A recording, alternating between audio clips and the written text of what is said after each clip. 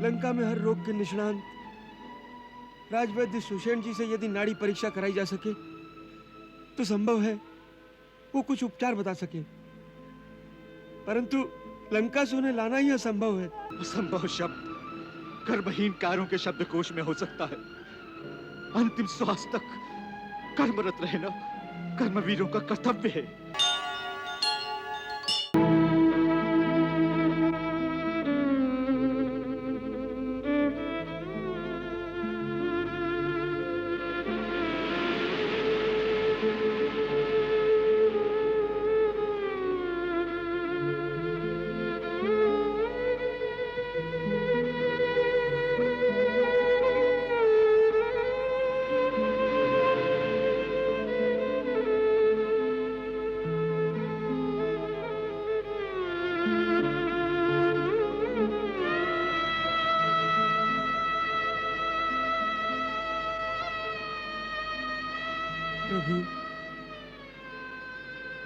प्रभु आप इतने शोक संतप्त हो जाएंगे तो सूर्य का तेज बुझ जाएगा, शशि श्रीहीन हो जाएगा।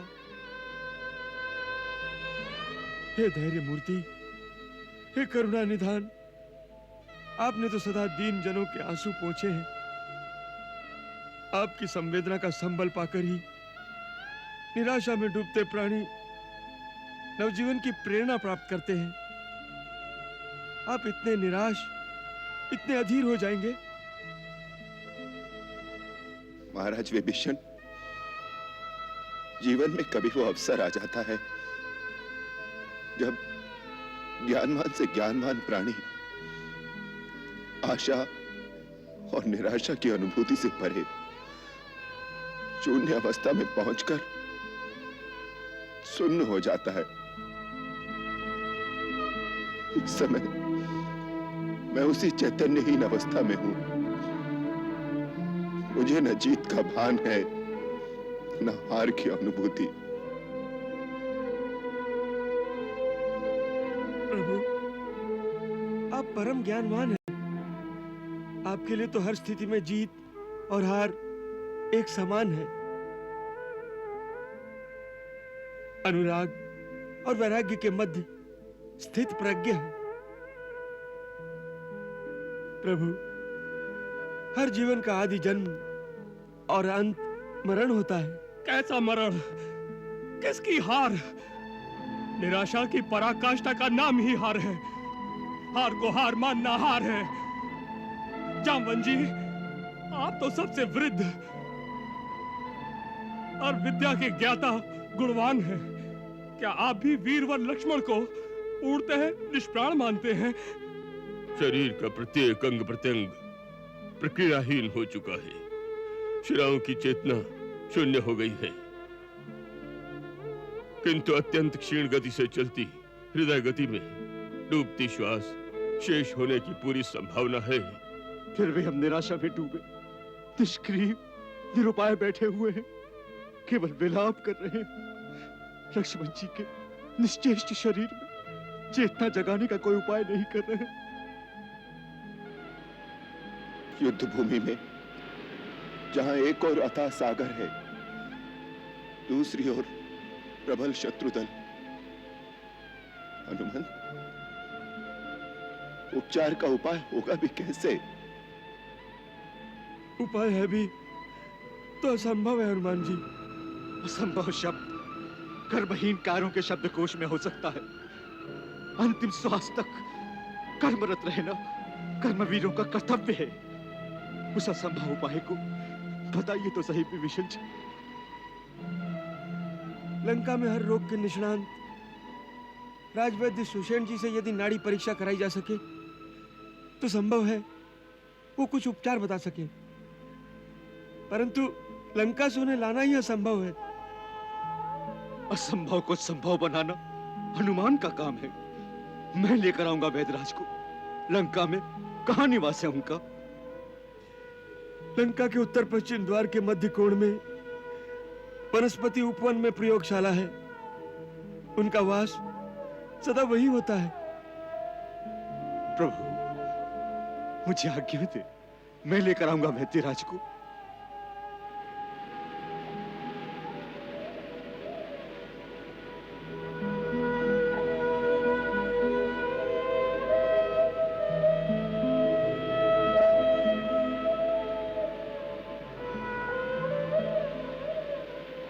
जैसी तुम्हारी इच्छा। हनुमान, शत्रु के गढ़ में जा रहे हो, हमें चिंता रहेगी, सावधानी से जाना।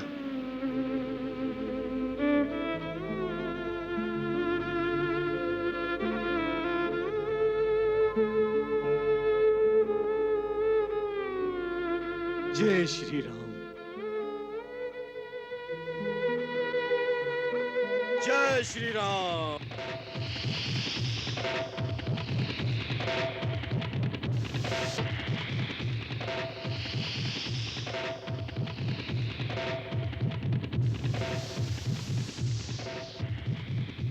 श्री हनुमान महाबली, दुख मेटन सुख देन, सूक्ष्म रूप धरि लंक में, ढूंढे वेद सुषेण, ढूंढे वेद सुषेण।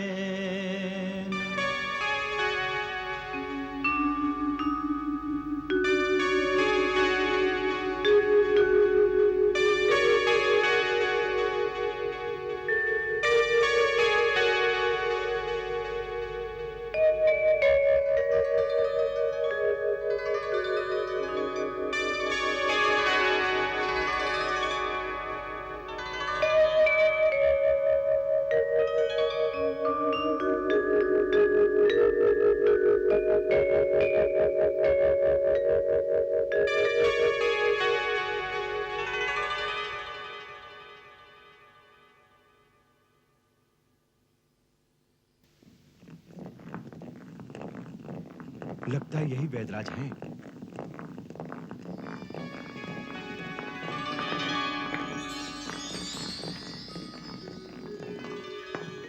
श्रीमान जी, वैद्यराज सुषेण आप ही हैं ना? हाँ, मैं ही हूँ। कहिए। कहिए क्या? चलिए। कहाँ? जय श्री राम।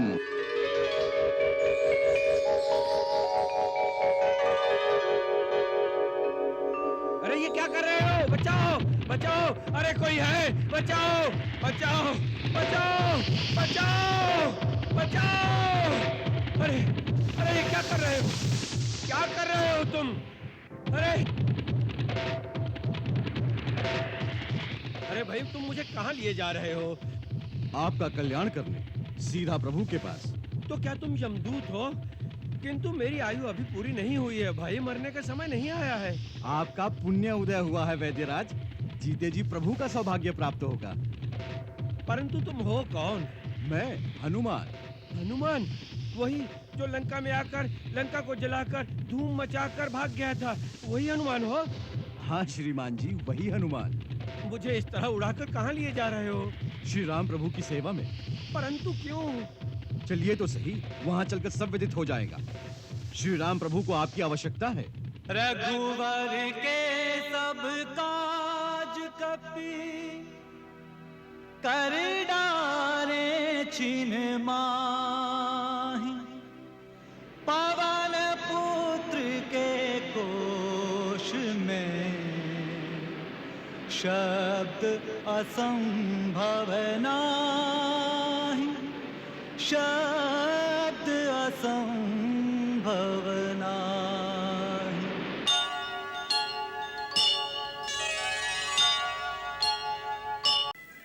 गिद्धराज संपाति, आपकी आशंका सत्य है।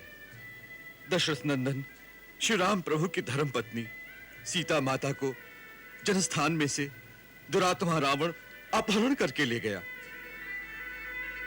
माता का आर्तनाद सुनकर जटायु ने रावण से छुड़ाने के लिए बड़े साहस और वीरता से संघर्ष किया, और उसी आतताई के हाथों वीर जटायु वीर गति को प्राप्त हुए।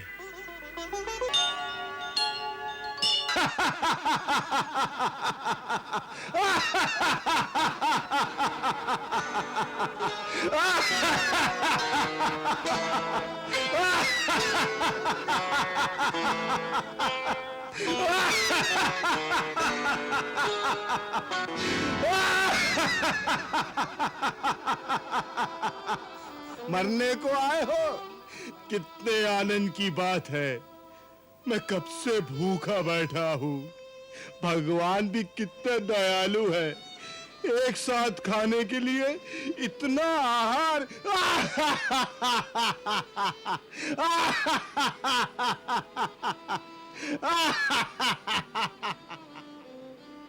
एक एक करके मरना मेरे भाई। जो जो मरता जाएगा मेरे भक्षण के काम आएगा। मेरे कितने मास बीत जाएंगे। मरो मरो, जल्दी जल्दी मरो। सुनो, ये तो और अच्छा हुआ। जीते जी ये काया प्रभु श्री राम के काम नहीं आ सकी। मर जाने के पश्चात ये काया तो तुम्हारे काम आएगी गिद्धराज। वृक्षराज सदगति हो जाएगी। यूं समझो साक्षात सूर्यपुत्र यमराज इन गिद्ध के रूप में पहुंचे हैं। नहीं तो इस सिंधु तट पर अपना कौन है? न मां न मां का जाया। अपनी काया को ठिकाने कौन लगाता? मरना भला विदेश में, जहां न अपना कोई। माटी खाए जानवर, अग्नि दे न कोई। वैसे भी गिद्ध जाति का बड़ा उपकार है हमारे प्रभु श्री राम पर। हमारा मृतक शरीर इनके काम आए तो प्रभु श्री राम पर जो गिद्ध जाति का ऋण है कुछ तो उतरेगा। कौन सा ऋण? तुम्हें पता नहीं? गिद्धराज जटायु ने माता सीता को बचाने के लिए अपने प्राण दे दिए। प्रभु श्री राम ने तो पिता की भांति उनका अंतिम संस्कार किया। जटायु? जनक नंदिनी सीता की रक्षा के लिए जटायु ने तो अपने जीवन की आहुति दे दी। श्री राम प्रभु की सेवा करते करते पंचवटी में परम गति को प्राप्त हो गए। जीवन धन्य हो गया महात्मा जटायु का। बार बार जटायु का नाम लेने वालों, कौन हो तुम? कौन हो तुम? मेरे पास आओ, मुझे बताओ सारी बात। जटायु तो मेरा छोटा भाई है, क्या हुआ उसे? डरो मत, निर्भय होकर मेरे पास आओ। दीर्घ काल बाद तुमने मेरे प्राण प्यारे भाई जटायु का नाम सुनाकर मुझे आत्मविभोर कर दिया है। परंतु चिंता से हृदय कंपायमान भी हो रहा है। मुझे स्पष्ट बताओ, क्या हुआ मेरे भाई जटायु को?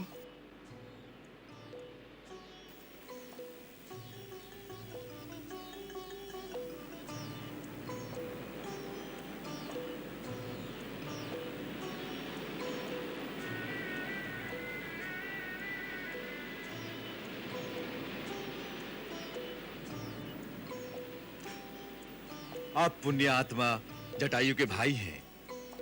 गिद्धराज, हम सबका प्रणाम स्वीकार करें। आप सबको भी संपाति का नमस्कार स्वीकार हो। शीघ्र मुझे मेरे भाई जटायु का वृत्तांत सुनाने की कृपा करें।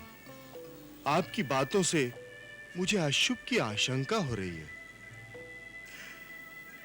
गिद्धराज संपाति, आपकी आशंका सत्य है। दशरथ नंदन श्री राम प्रभु की धर्म पत्नी सीता माता को जनस्थान में से दुरात्मा रावण अपहरण करके ले गया। माता का आर्तनाद सुनकर जटायु ने रावण से छुड़ाने के लिए बड़े साहस और वीरता से संघर्ष किया और उसी आतताई के हाथों वीर जटायु वीर गति को प्राप्त हुए।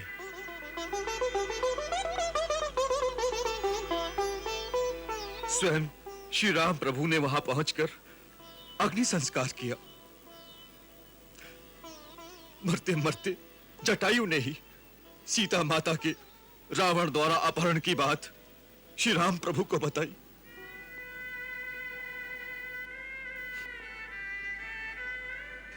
हाँ अनुज, हाँ जटायु, मेरे भाई, क्या यही हृदय विदारक समाचार सुनने के लिए मैं आज तक जीता रहा?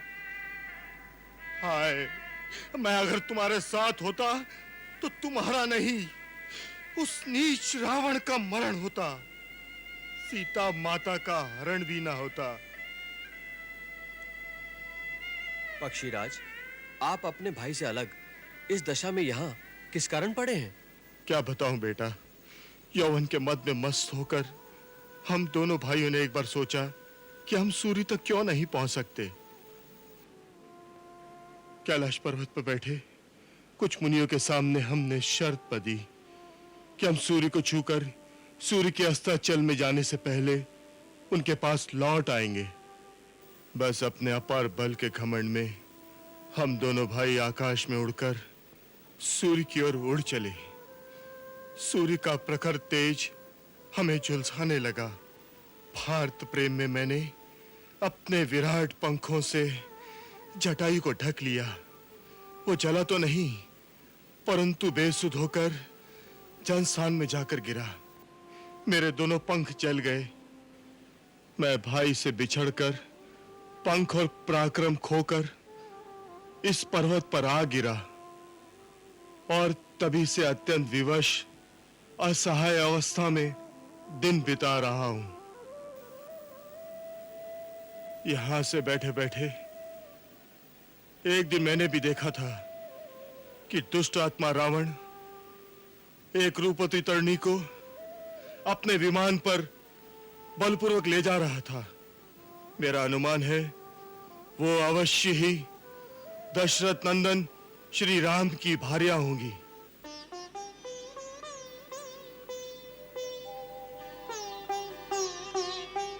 मैं क्या जानता था कि आतताई मेरे भाई को मारकर जा रहा है। हाँ पक्षीराज, निश्चय ही वो माता सीता थी। क्या आप आगे का कुछ पता ठिकाना बताने की कृपा करेंगे? दूर देखने के लिए गिद्ध दृष्टि सुप्रसिद्ध, राम प्रभु को काज करी, स्मरण योग्य भय गीत। मैं उन्हें देख सकता हूं आप देख सकते हैं?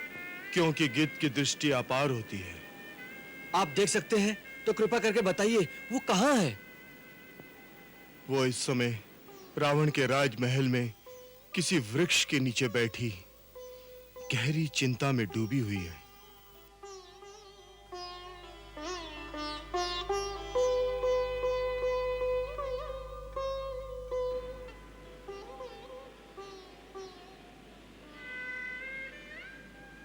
परंतु दुख की बात यह है कि मेरी जर्जर अवस्था और पंखहीन होने की व्यवस्था के कारण मैं ना तो अपने भाई की मृत्यु का बदला ले सकता हूं और ना ही आपकी कोई मदद कर सकता हूं। केवल बता सकता हूं। हम वहां कैसे पहुंचेंगे? 400 कोस के इस विशाल महासागर के पार त्रिकुट पर्वत पर सोने की भव्य नगरी लंका बसी हुई है। वही दंभी रावण का राज है। वही सीता को ले गया है वहां। जो अपनी बुद्धि और बल से इस 100 योजन के अपार अथाह महासागर को लांघ सकेगा, वही इस कार्य को संपन्न कर सकेगा। जाओ वीर वानरों, अपनी युक्ति और अपनी शक्ति से काम लो।